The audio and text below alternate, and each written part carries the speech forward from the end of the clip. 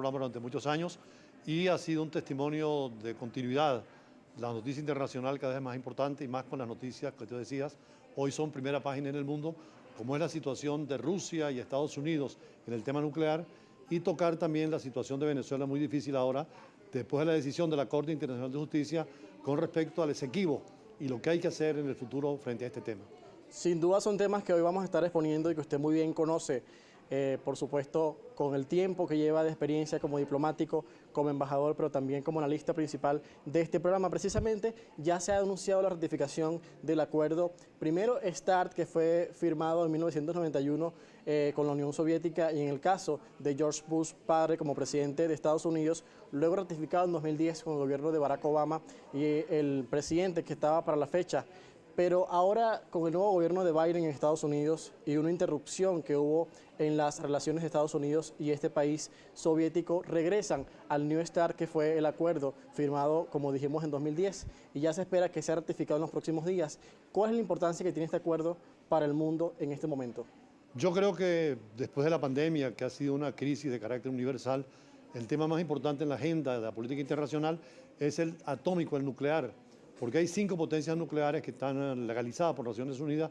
Recordemos todo lo que fue el apocalipsis que se mostró con Hiroshima y Nagasaki en 1945 y los desarrollos que tuvieron después Rusia, China, Francia, Inglaterra, que son los 5 miembros del Consejo de Seguridad. Pero los grandes arsenales están entre Rusia y Estados Unidos.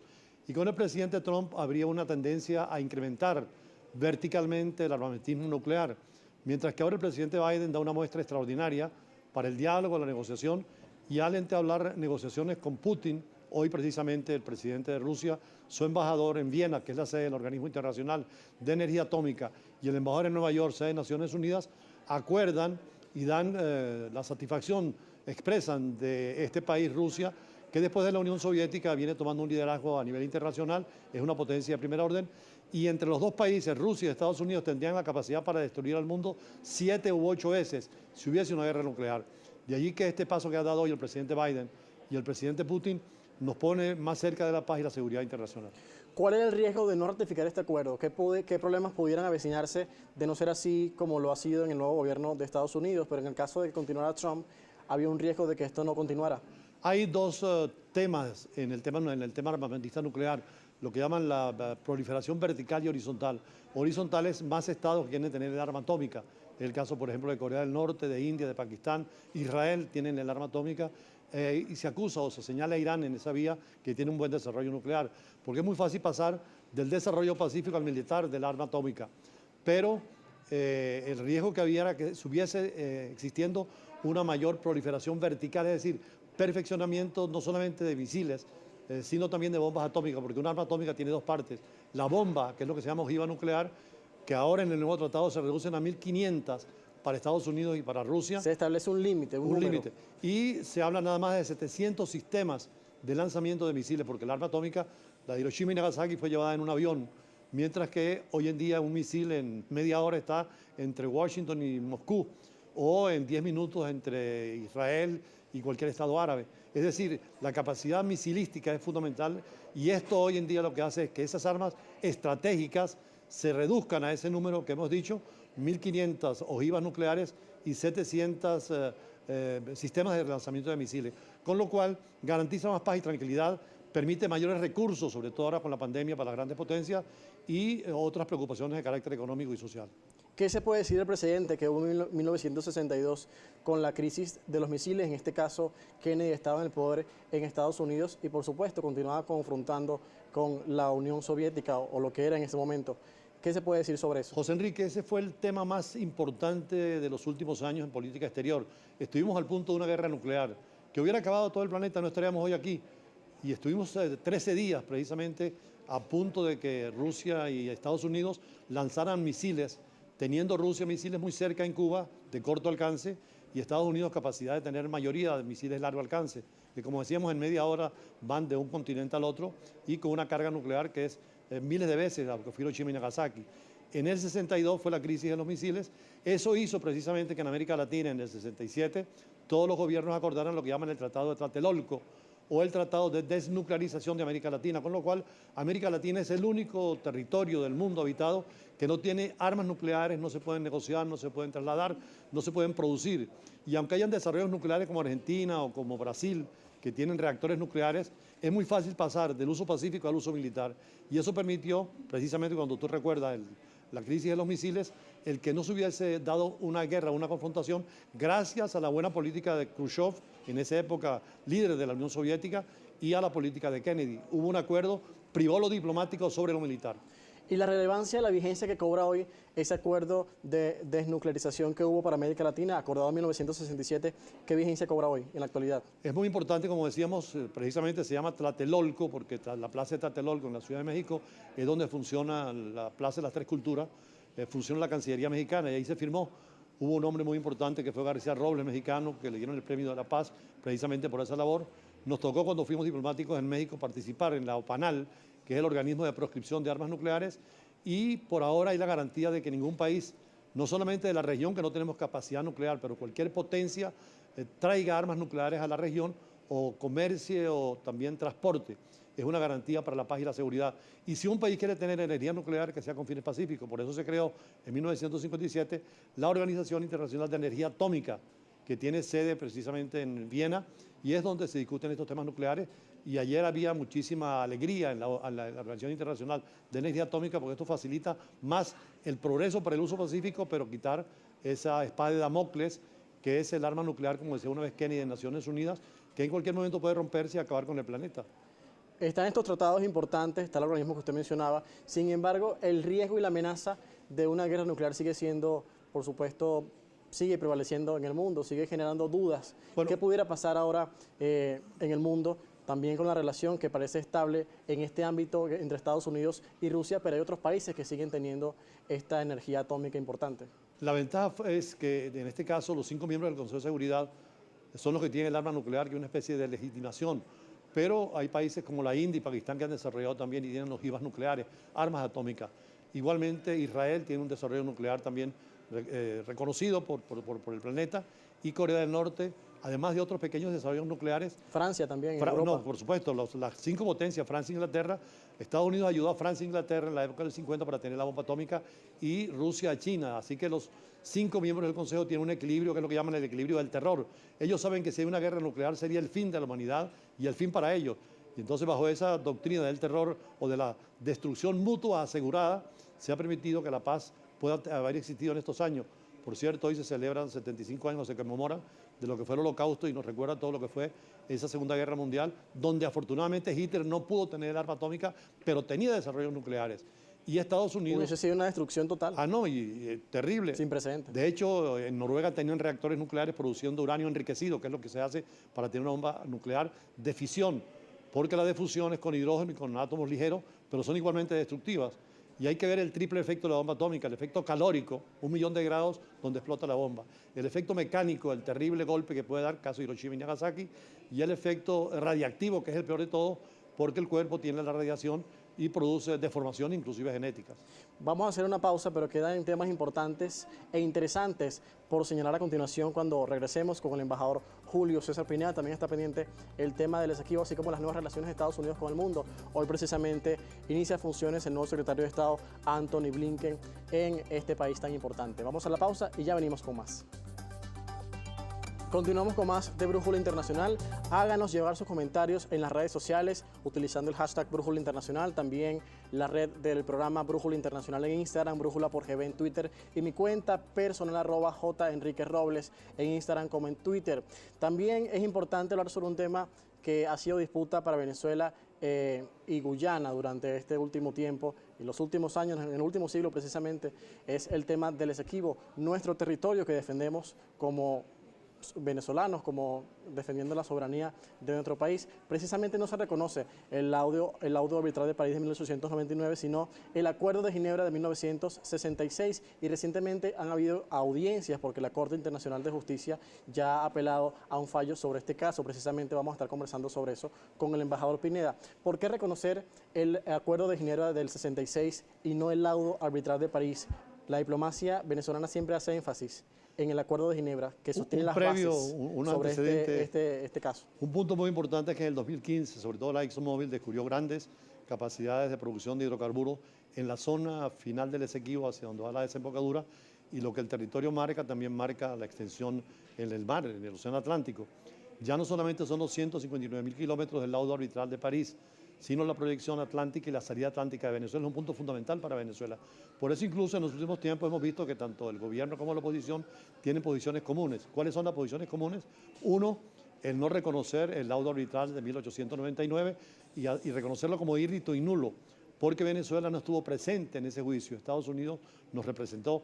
No había un gobierno central, Andrade estaba yéndose del poder, Castro llegaba a Caracas, no había conducción diplomática y después de la muerte de Manuel Prevost, que era un abogado que asistía a la parte venezolana en el juicio precisamente de París de 1899, se demostró que había habido un contubernio completo entre ingleses y sobre todo rusos en el reparto de ese territorio y asignarle a Gran Bretaña lo que es el Esequibo.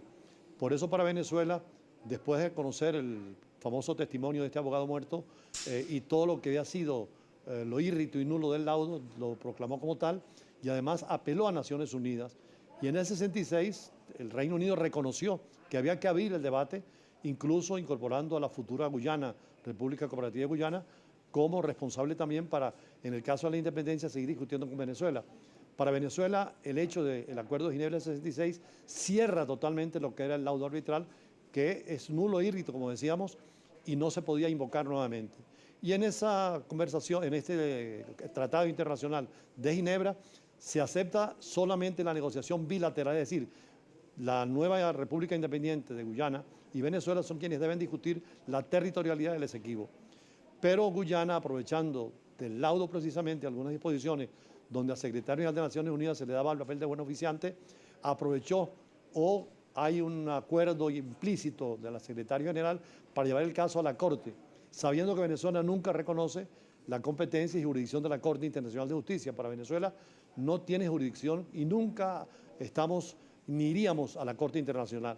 De hecho, los países latinoamericanos en el Tratado de Bogotá del 48, muchos de ellos afirmaron esa competencia inmediata, automática. Venezuela se negó a aceptarla y por lo tanto para nosotros es absurdo no ir a la Corte como quiso hacerlo Guyana sin que Venezuela expresara su criterio.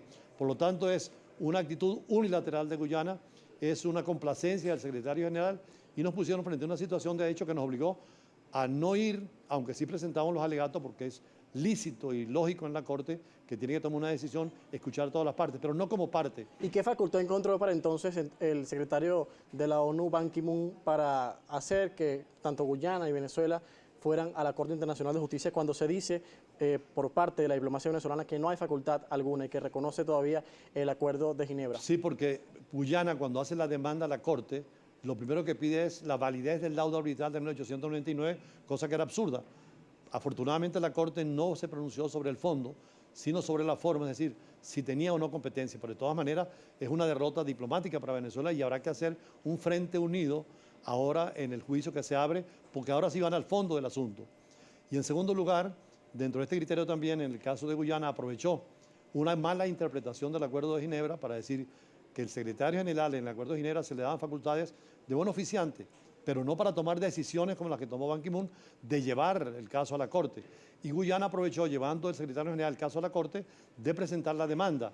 Una demanda que, como decíamos, es unilateral y por lo tanto irrelevante, porque en el derecho internacional los tribunales tienen un principio básico que es el mutuo acuerdo, o sea, que las partes den el visto bueno para poder asistir a un juicio de carácter internacional. Por eso Venezuela no reconoce la jurisdicción, no la sigue reconociendo, ningún gobierno lo ha hecho y además en el caso de la decisión de la competencia de la Corte es una decisión de carácter unilateral para Guyana. De hecho hay 4 jueces que se pronunciaron en contra. ¿Cómo considera esa decisión de los jueces que desde que la Corte dijo que tenía facultades para analizar este caso sobre Guyana, sobre nuestro Esequibo, precisamente sobre Venezuela, en diciembre? ¿Cómo catalogó esta decisión? Bueno, son 15 jueces en la Corte Internacional de Justicia, más un juez que en este caso representaba a Guyana.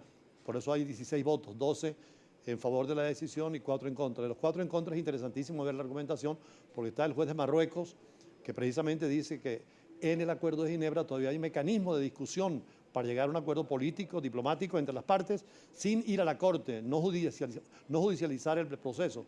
El segundo, un juez italiano, que también argumenta de que el principio del derecho internacional es el acuerdo de las partes para poder ir, y Venezuela nunca ha manifestado ese acuerdo.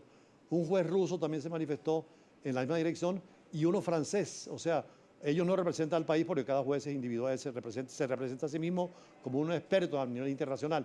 Pero es interesante cómo en la Corte hay criterios que le dan respaldo a Venezuela y en los cuales debemos trabajar con una activa diplomacia para voltear o para llegar a un acuerdo distinto o para llegar a una solución donde los dos países mantengan el problema dentro del Acuerdo de Ginebra como está establecido.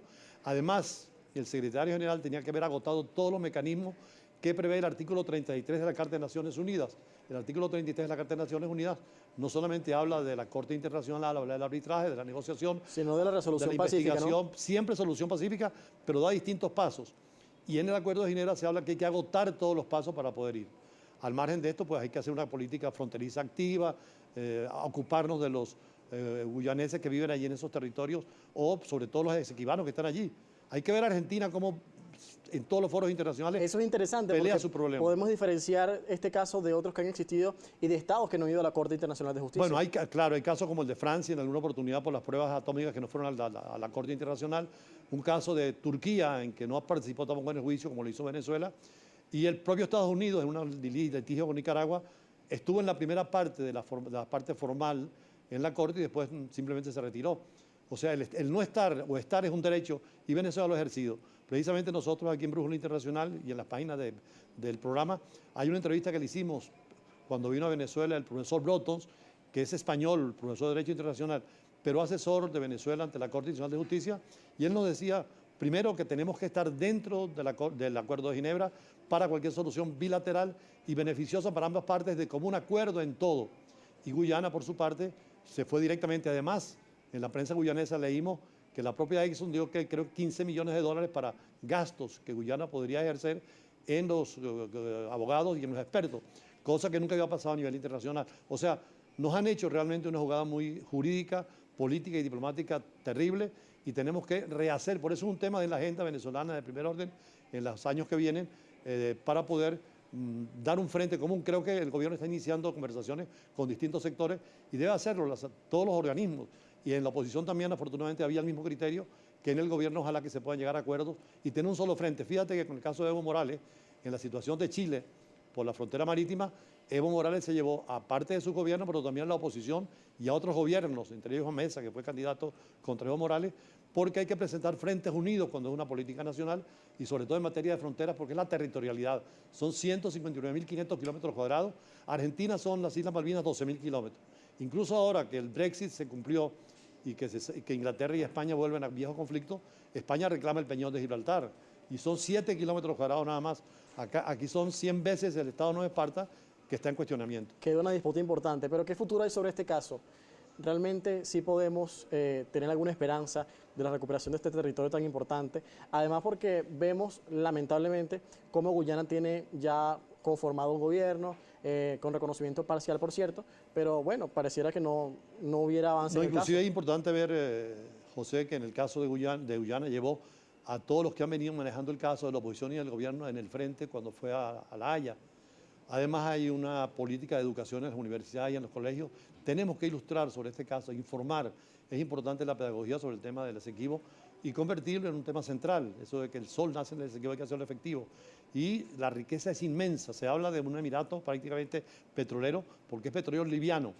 Sobre eso nos decía el doctor Quiroz el otro día en una charla. A diferencia de la mayoría que hay en Venezuela, que es pesado, ¿no?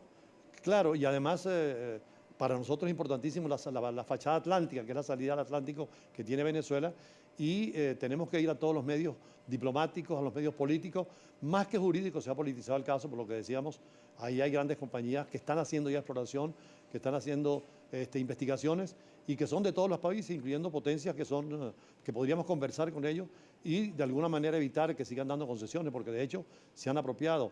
Fíjate que es en el 66 cuando nosotros empezamos con un documento real, jurídico, con el apoyo de Naciones Unidas, y es lo que queremos hacer valer, que sigamos dentro del campo del Acuerdo de Ginebra, y por supuesto la demanda de Guyana, que es validar, y creo que la Corte no llegará a a un exabrupto, sobre todo después de lo que dijeron los 4 jueces que mencionaba anteriormente, y por lo tanto aquí es la negociación dentro del Acuerdo de Ginebra por vía bilateral con buenos oficios, inclusive con acuerdos comunes para desarrollar esa zona en beneficio de la integración latinoamericana y en beneficio de nuestro país. Muchísimas gracias por acompañarnos, embajador. Siempre un gusto recibirlo precisamente en este su programa, un tema de suma importancia, menester para los venezolanos, el tema del Esequibo, defender y unirnos como país frente a este caso tan importante que ha estado en disputa durante el último siglo. Gracias por acompañarnos. Muchas gracias y éxitos en la conducción hasta que volvamos de manera definitiva. Gracias por el honor. Así nosotros hacemos una pausa y al regreso más de Brújula Internacional. Continuamos con más de Brújula Internacional y ahora vamos a estar hablando con María Gabriela Tomasini. Ella es representante en Venezuela de Universal Peace Federation, precisamente en español Federación Universal de Paz, una ONG, organización que se encarga pues de estar abocada a importantes desafíos que enfrenta el mundo, una organización sumamente internacional con estos fines, precisamente prevalecer la educación, también combatir y hablar sobre temas de desigualdad, cambio climático, importantes todas estas vertientes que hoy el mundo todavía sigue enfrentando, ¿no? Bienvenida, buenas tardes. Buenas tardes. Bueno, gracias por la invitación, gracias por estar acá, por permitirnos presentar a nuestra fundación. Es una fundación internacional que desde 2005 abrió espacio para que prácticamente todos los campos de experiencia humana tengan una expresión. Y poco a poco ha ido abriendo cada vez más, vamos a decir de forma específica, un lugar para construir momentos, eventos, foros, actividades de diálogo y de preparación y de creación de estrategias para poder lograr que los ciudadanos del mundo tengan la oportunidad de construirse en todas sus expresiones, su talento, su creatividad, como cada uno, siendo ese ser único que es, pues pueda desplegar su valor completo y ser feliz, pues. ¿Cuál es ese trabajo fundamental que han hecho en el mundo durante estos años en diferentes países donde tienen filiales y sedes, incluso representación, como es su caso, que ha asumido recientemente el liderazgo acá en Venezuela, al menos como una representante, ¿no?, de la organización? Bueno, en el mundo entero se abren espacios de diálogo interracial, intercultural, interreligioso. Incluso ahorita se ha subdividido en 6, la UPF es como una organización paraguas, que entonces para poder lidiar y realmente atender con detalle, no para que se diluyan los propósitos, que es muy fácil que eso ocurra cuando tiene un nivel mundial. Entonces, ahorita tiene 6 principales asociaciones, por ejemplo. ¿Cuáles son? La Asociación de Presidentes y Primeros Ministros, es decir, cabezas de Estado del mundo, porque siempre tienen nombres diferentes dependiendo del país, para que se reúnan. Un foro de presidentes, un foro de primeras damas, un foro de parlamentarios, un foro de medios de comunicación, un foro de académicos, un foro de religiosos. Ahora viene un foro de empresarios y un foro de artistas. ¿Para qué? Precisamente para poner todos los recursos de la humanidad en pro de la humanidad misma, que verdaderamente pueda construirse un lugar, un ambiente donde las personas puedan desarrollarse en libertad, o sea, libres de sufrimiento, de obstáculos. ¿Cuál es la labor activa que desempeñan en cuanto a la educación, que es tan importante y que hoy es de suma relevancia para el mundo, sobre todo después que pasemos tiempos de pandemia? En mi caso particular, considero que la educación debe ser reforzada y reformulada en el mundo. Sí, absolutamente. Precisamente por eso, por ejemplo, es el foro de los presidentes de académicos por la paz, ¿no? Sí, los 3 pilares fundamentales de la UPF son la interdependencia, la prosperidad mutua y los valores universales. Entonces, definitivamente, la educación va a eso, a verdaderamente entender cuál es el camino hacia el logro de que las diferentes tendencias puedan encontrar puntos comunes y basados en ese propósito que naturalmente y realmente en el fondo todos tienen de producir bienestar, se se haga realidad, porque hasta ahora no ha sido así. Y en este tiempo de pandemia, por ejemplo, ahorita tuvimos un rally de paz, hay varios rallies, hubo en el cierre del año 2020, se hicieron 5 rallies de la esperanza, y el primero fue presidentes y expresidentes y primeros ministros en ejercicio, sus ideas, por ejemplo, el presidente Macky Sall, el presidente, el primer ministro de Níger, el primer ministro de Camboya, también estuvo la presidenta que tiene un cargo como honorífico, pero es presidenta de Etiopía, países que están muy atribulados con esto. Por ejemplo, el expresidente de Canadá, el señor Stephen Harper, el presidente el ex secretario general de las Naciones Unidas, Ban Ki-moon, acababa de terminar su ejercicio, el presidente Jimmy Morales, y así, ahorita por ejemplo participaron el presidente de la Asamblea de Colombia, de El Salvador, y así, reúne a estos presidentes. Y también incluyen importantes figuras como la sociedad civil, la religión, que es muy importante. ¿Cuáles son los puentes que se tienden a partir de estos actores de la vida social? Bueno, hay una parte que me encanta precisamente, que es como la ceremonia de, vamos a ver si me acuerdo cómo se llama, la ceremonia de paz o el compromiso de paz, algo así, perdón que no me acuerdo exactamente el nombre, y es donde representantes, altos representantes de las diferentes religiones vierten su agua sagrada en una misma pila de agua sagrada, imagínense. Entonces, ese compromiso, por ejemplo, usted que menciona los dirigentes religiosos, ¿de qué se ocupan los dirigentes religiosos? De la educación espiritual, ¿verdad? De la persona que soy. Es decir, si yo soy capaz o no de hacer daño, depende de mi orientación espiritual, ¿correcto? Bueno, entonces todos esos señores, imagínese usted, que tienen esa función tan importante, ponerse de acuerdo en formar personas justas, por ejemplo. Las oportunidades que tienen para los jóvenes, para la sociedad, para las personas en general interesadas en participar de sus actividades y también conformar parte de su equipo, al menos acá en Venezuela, los que nos ven. Mire, esa es la pregunta más importante de todas. ¿Por qué? Porque el futuro es de los jóvenes, es para los jóvenes. O sea, nosotros los adultos tenemos la responsabilidad de entregar un mejor país, un mejor mundo a los jóvenes, pero los jóvenes también tienen que poner su energía, sus ideas. Entonces, así como estamos formando un think tank internacional ahorita que se está formando en este momento, al cual hemos invitado precisamente al embajador Pineda, para construir la solución de los problemas, para analizarlos y construir las herramientas, pues también estamos haciendo un think tank juvenil, donde usted, por cierto, está invitado. Muchas gracias. Todos los jóvenes están invitados para llevar sus ideas y crear la vía para que se hagan realidad. Porque a veces si se queda en el mundo de ideas, realmente no tiene la repercusión que debería de tener. Quedan en papel y en mente. O en mente, ¿no?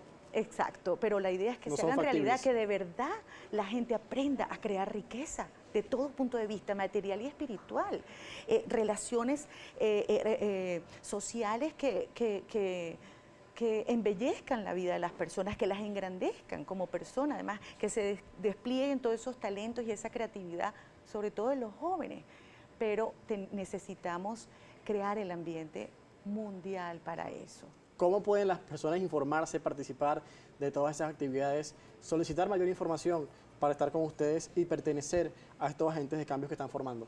Bueno, pueden ponerse en contacto conmigo, ahorita personalmente, no hemos creado la página todavía, pero tenemos un proyecto lindo en San Agustín del Norte, donde estamos haciendo, tenemos un proyecto donde una de las materias se llama Ciudadano Global, otras son finanzas, pero con valores universales, para que las personas aprendan a manejar para empezar por esta riqueza que tienen aquí. Primero. Exactamente. Y también la parte de producción, o sea, ¿qué vamos a hacer con nuestro talento? Entonces, producir cuestiones que el talento, ponerlo en práctica de manera que lo que produzca sea un impacto positivo en la vida de las personas. Entonces vamos a tener una radio y ahí todos los muchachos van a poder